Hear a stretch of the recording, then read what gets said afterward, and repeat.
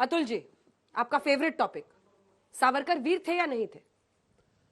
सावरकर की जिंदगी दो तरह की है, एक 1910 के पहले की जिंदगी है और एक 1910 के बाद की जिंदगी है। 1910 के पहले वो एक आजादी की लड़ाई की बात करने वाले, स्वतंत्रता की बात करने वाले थे। उनके विचार बड़े अजीब थे। अगर आप उनकी किताब को पढ़िए तो गौ मांस खाने की भी वकालत करते थे। नौजवान दोस्तों, पढ़िए उसको। 1907 के बाद से उनके जीवन में परिवर्तन आता है। गिरफ्तार होते हैं, जाते हैं, आते हैं। 2010 के बाद, गिरफ्तारी के बाद 25-25 साल की 2 सजाएं उनको अंग्रेज सरकार दे करके अंडमान भेज देती है और उसके बाद ही 6 महीने के बाद ही बिलबिला करके दया याचिका, मर्सी पिटीशन हो जाता है।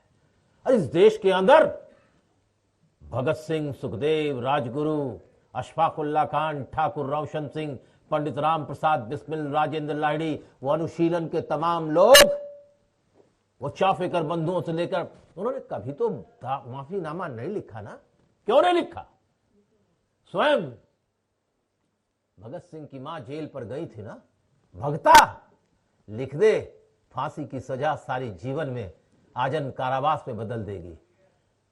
भगता बोला, मां अपने दूध को मत लजाओ। आखिर 2010 के बाद से 11 से ये लगातार दया की प्रक्रिया, मर्सी पिटीशन, अंग्रेज क्या लिखते हैं जरा सुनिए।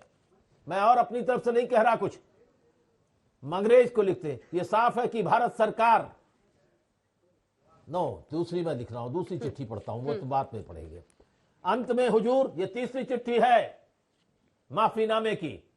अंत में हुजूर, मैं आपको फिर से याद दिलाना चाहता हूं कि आप दयालुता दिखाते हुए राजा सजा की माफी कर मेरी 19 से 11 में भेजी गई याचिका पर पुनर्विचार करें। काहे का पुनर्विचार?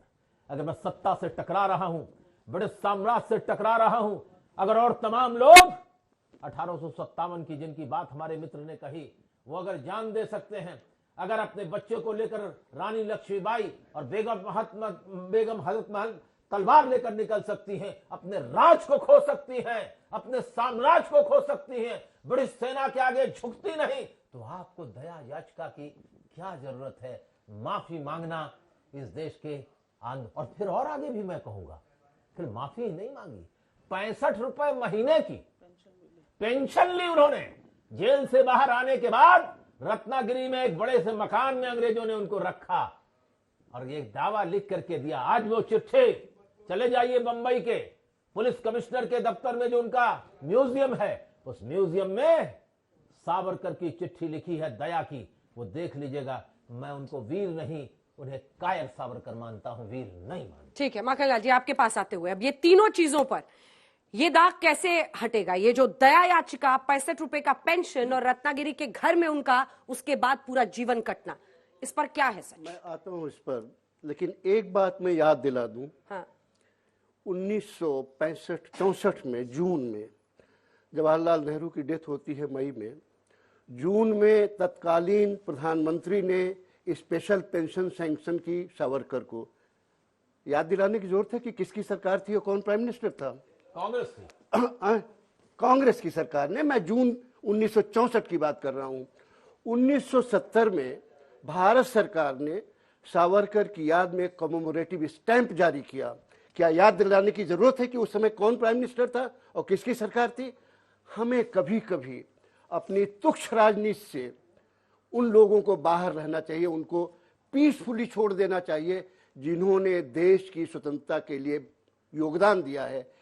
इस कमरे में या ऐसे कौन लोग आपके जानने वाले हैं, किसी मां के 3 बेटे हों, विनायक सावरकर, गोपाल सावरकर, नारायण सावरकर, और तीनों भाई अंडमान जेल में हो? काहे के लिए? चोरी डकैती के लिए जेल गए थे? क्या पॉकेटमारी की जेल गए थे? और अंग्रेज क्या एक पॉकेटमार को 2 लाइफ टर्म देंगे? अतुल जी, 50-50 साल के 2 लाइफ टर्म थे, 25 के नहीं थे। 50-50 साल के 2 लाइफ टर्म सावरकर को दिए गए। और सावरकर से कभी किसी ने पूछा, मैं इतिहासकार होने के नाते बोल रहा हूं, मेरा कुछ लेना देना नहीं किसी राजनीति से, किसी ने पूछा कि आपने माफीनामा क्यों लिखा? तो उन्होंने मोहम्मद गोरी की एक स्टेटमेंट कोट किया। मोहम्मद गोरी कितनी बार आया, कितनी बार पृथ्वीराज से पराजित होकर भाग गया, उसे पूछा तुम भाग क्यों जाते हो मैदान छोड़ के, लड़के मरते क्यों नहीं? तो उसने जवाब दिया था कि मैं भागता इसलिए हूं कि जान देने से हासिल नहीं होगा कुछ, हम जिससे फिर वापस तैयारी करके आके लड़ें। सावरकर ने कहा कि this was part of strategy कि आई शुड कम आउट। तो कभी कभी हमें अपने महापुरुषों को अपनी राजनीति से बिल्कुल अलग रखना पड़ेगा, और अक्सर हम ये भूल जाते हैं कि आखिर पहले क्या कहा गया। या तो प्रधानमंत्री इंदिरा गांधी गलत थी जो उन्होंने सावरकर के लिए कॉमेमोरेटिव स्टैंप जारी किया, और आप जानते हैं कि भारत सरकार कॉमेमोरेटिव स्टैंप किसी ऐरे गहरे के लिए नहीं जारी करती। ठीक है, तीनों पर आपसे पॉइंटेड सवाल है उनके, कांग्रेस के इसका जवाब देना चाहती हूँ। आप लोगों के प्रश्नों तो हाथ उठाइए। सवाल का जवाब देना इसलिए जरूरी है क्योंकि ये बातें जब हम आईटी सेल से सुनते हैं तो ये फिर भी कारगुजार है कि वो लोग करते हैं। जब हम टीवी डिबेट पर और इनके जैसे महान साहित्यकारों से और इतिहासकारों से सुनते हैं तो थोड़ी तकलीफ होती है। सावरकर जी जेल से निकले, उनकी स्ट्रैटेजी थी कि निकल कर वो ब्रिटिश से लड़ाई करेंगे। एक दिन बता दीजिए जब उन्होंने ब्रिटिश हुकूमत की खिलाफत करी हो, एक दिन बता दीजिए 66 तक जीवित रहे उन्होंने एक बार भी तिरंगे को लहराया हो, हाथ में थामा हो, लहराना फहराना दूर की बात है। तो वो कौन सी स्ट्रैटेजी थी ये मुझे नहीं लगता देश समझ पा रहा है कि निकलने के बाद एक दिन की लड़ाई बता दीजिए। मैं तो चैलेंज के साथ कह रही हूं। दूसरा, इन्होंने 2 बार इंदिरा जी का नाम लिया, बिल्कुल सही आपने कहा। बहुत सारी क्लासिफाइड ऐसी फाइल्स थी सावरकर पर जो इंदिरा जी को उनके कॉमेमोरेटिव स्टैंप और उनको वीर कहने के बाद खुली, और उससे बहुत सारी चीजों का खुलासा हुआ कि एक्चुअली उन्होंने किस तरह के खत, किस तरह के लेटर्स लिखे थे। जो क्लासिफाइड फाइल्स होती है वो फॉर अ सर्टेन पीरियड नहीं खुलती हैं, उनकी कॉमेमोरेटिव स्टैंप के बाद खुली और फिर देश को पता चला।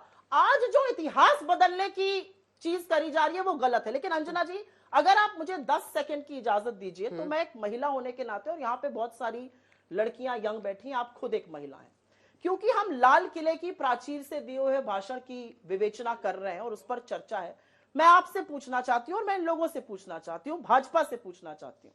प्रधानमंत्री ने एक बहुत अच्छी बात कही। प्रधानमंत्री ने इस बार 75 साल आजादी के मनाते हुए कहा कि एक विकृति आ गई है हमारे अंदर, हम महिलाओं के लिए बड़े गंदे शब्दों का प्रयोग करने लगा है, ऐसा नहीं होना चाहिए। तो प्रधानमंत्री ने जिन शब्दों का प्रयोग किया है, एक वैधव्य झेलती हुई औरत को कांग्रेस की विधवा कहा है, या एक मां को जर्सी गाय कहा है, या एक पत्नी को 50 करोड़ की गर्लफ्रेंड कहा है, या लड़कियों के लिए कहा है फोटो लगा दो अचार के डब्बे पे बिकने लगती है, उनके बारे में वो क्या कहेंगे? वो क्या कहेंगे अपने सांसदों और विधायकों के बारे में जो कहते हैं लड़कियां वहीं क्यों पाई जाती है गन्ने के खेत में जहां उनका रेप होता है? और अंततोगत्वा मैं ये जरूर पूछना चाहती हूं, क्योंकि आज इतने दिनों बाद भी I can not make peace with the fact कि प्राइम मिनिस्टर के भाषण के कुछ घंटे बाद गुजरात जो भाजपा शासित प्रदेश है वहां पर 11 बलात्कारियों को छोड़ दिया जाता है और उनके ऊपर माला चढ़ाई जाती है, लड्डू खिलाया जाता है, तिलक खिलाया जाता है, और भाजपा के एमएलए कहते हैं ये संस्कारी लोग हैं।